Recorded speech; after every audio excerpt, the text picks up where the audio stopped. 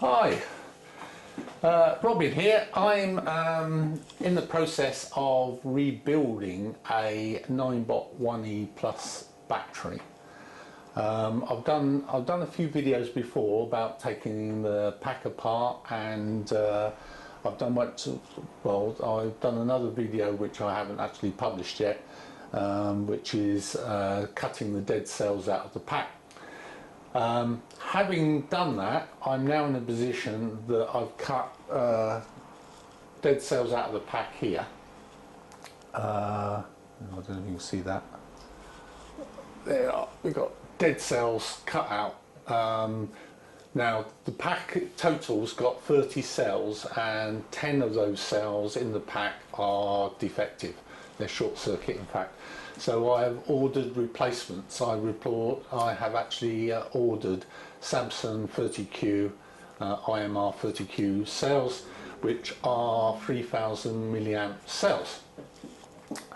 Now I'm doing some videos on that, but before I put the cells back together, I really wanted to check that the existing cells were still good.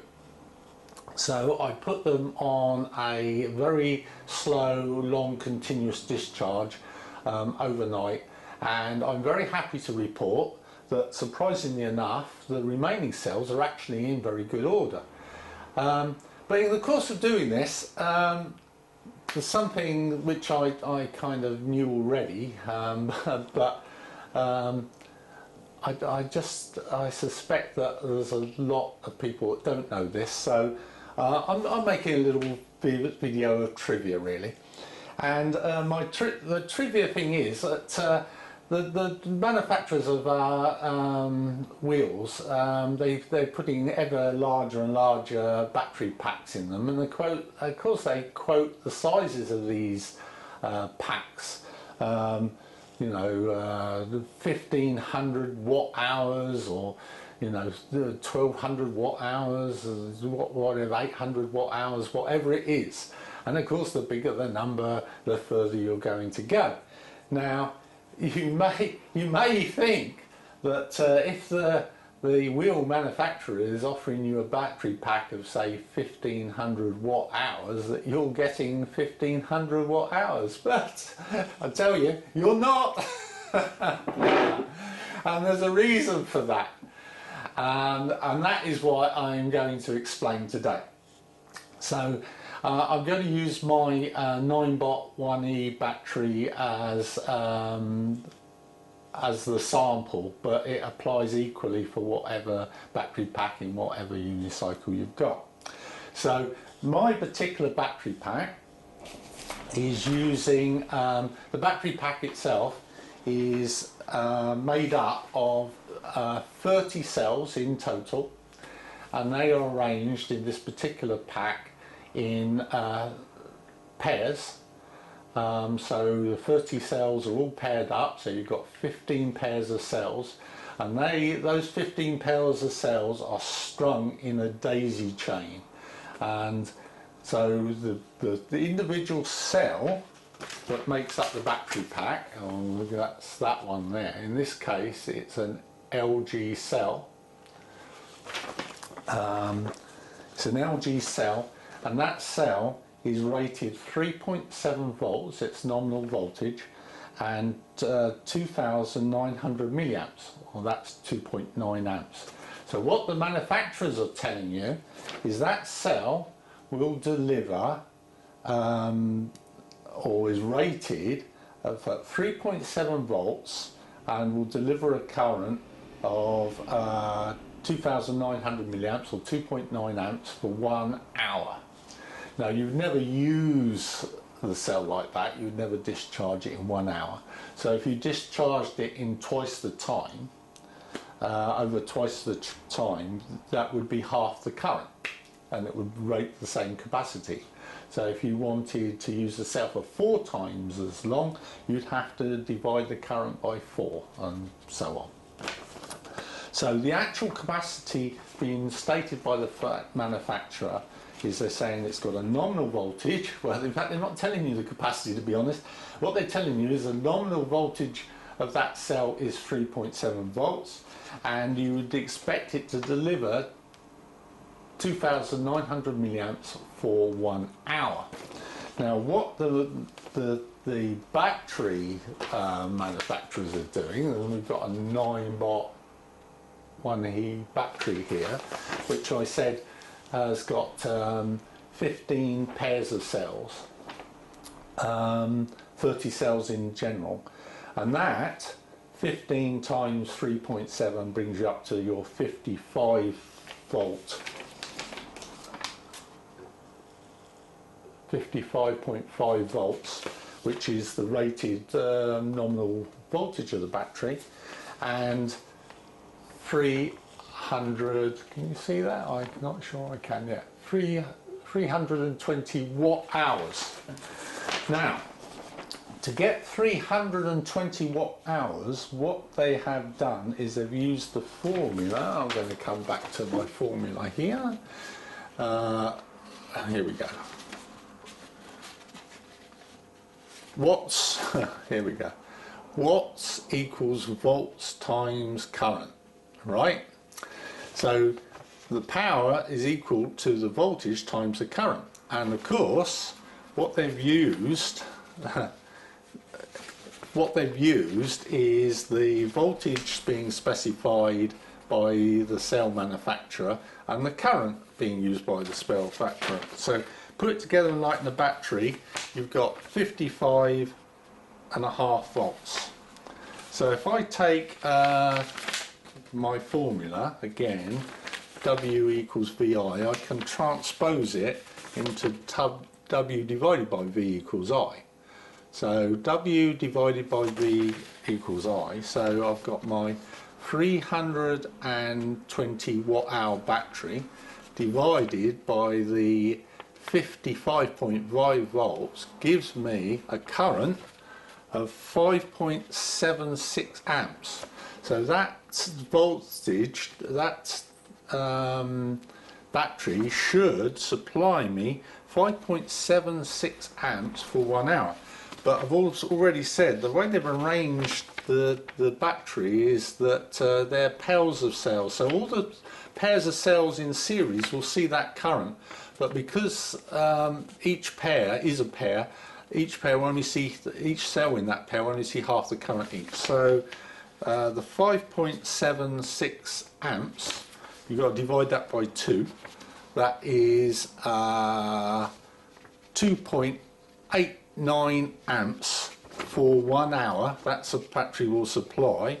And another way of writing 2.89 amps is 2890 milliamps. Now that all makes sense because the batteries in the cell are rated to 900 milliamps. So all's looking good, isn't it? We've got our battery pack here. It's rated at 320 watt hours and at 55.5 volts. But and here we go. The battery is not rated in watt hours. They're saying to you that it will deliver 2,900 milliamps for an hour. But we all know that voltage is going to sag. So although we start out, and the battery manufacturer has given a nominal voltage here, not all the current being supplied is going to be at that voltage. So we know that voltage, by the time it's we're not going to run the cells down anymore, it's going to be down to 30 volts.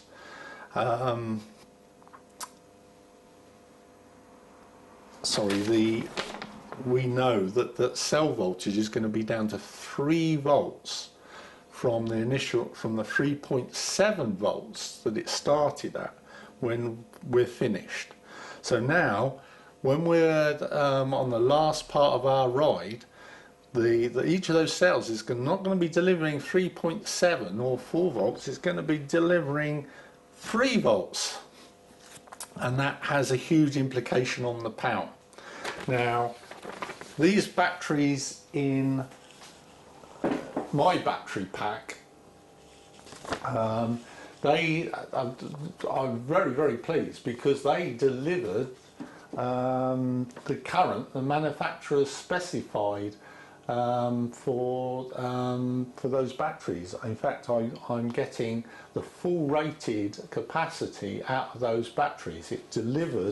Those batteries have delivered the 2,900 milliamp for an hour that they were promised, but they certainly didn't deliver it at 3 volts, because by the time I was finished those batteries were down to 3 volts.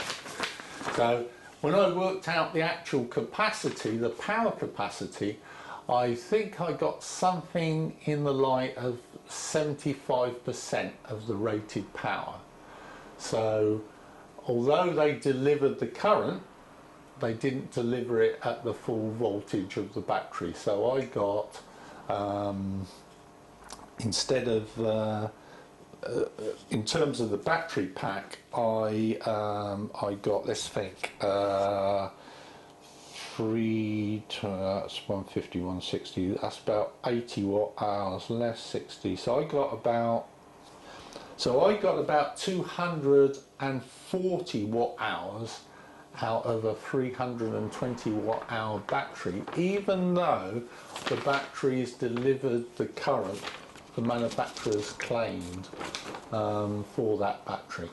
Now it may be that new batteries, better batteries, will retain their voltage for longer before the voltage sags, but nonetheless you're not going to get the rated watt hour capacity out of your battery pack because of that sag. I mean, the battery started above the rated voltage, which is good, so you're delivering current at 4 volts instead of 3.7, but nonetheless, for most of the time, the voltage is actually below the rated cell voltage of 3.7. So anyway, a little bit of trivia. I'm very, very happy that my battery pack is looking healthy. On the subject of battery capacity, I thought it'd be worth just having a little look at the discharge voltage curve for a typical lithium battery. If you look at the curve, you can see that the voltage stays fairly stable at 3.75 volts over most of the discharge curve. It rises swiftly at the top if it was charged to 100%, and if you discharge it fully it descends quickly at the bottom. Now that's a couple of interesting things there. You can see that if you were to discharge this battery down to what manufacturers consider zero, you're at 2.1 volts, and I really don't recommend running your batteries that low. If, for example, your cells in your battery are not very well balanced, then that battery voltage could go below 2 and to actually 0, at which point the other cells would reverse charge the cell that's gone totally flat. If you reverse charge a lithium battery, that is a sure way to kill it. It will end up as a short circuit and you'll lose the cell entirely, and effectively that's the end of the battery pack. So looking at the curve, down to 2.5 maybe volts is, that represents the last 5%. Don't run your batteries below 5%. That's the lesson there. At the top end, similarly, if we were to charge it to the maximum, 100% the battery can take, it's about 4.3 volts, and our EUC chargers are not charging that high. The battery management systems are actually limiting the cell volts and balancing the battery at about 4 volts, and as you can see, that's about 5% short of the maximum capacity of the battery as well. So we've lost 5% off the top as well. So of our 100% battery charge, we've got usable about 90%. So I've actually seen a deterioration of about 15%. Now, some of that will be because of the age of the battery, and some of it will be because it was never available in the first place, i.e. the cell manufacturers are quoting a current for an hour, yet the battery pack manufacturers have used the nominal cell voltage multiplied by its current to work out a capacity for their battery pack, and that's a little bit on the optimistic side. So okay, so that's it for the curve, but I hope that is helpful to you. Incidentally, the batteries, the LG batteries there, I'm not going to be using the LG batteries. I'm going to use Samsung batteries. I've got two here. These are rated, and these aren't rated 2,900 milliamp per hour. They're rated 3,000 milliamp per hour. Okay, no difference really, but slightly more modern battery and suited to the pack. So that's what's going in 10 of these. Okay, so thank you. Bye bye.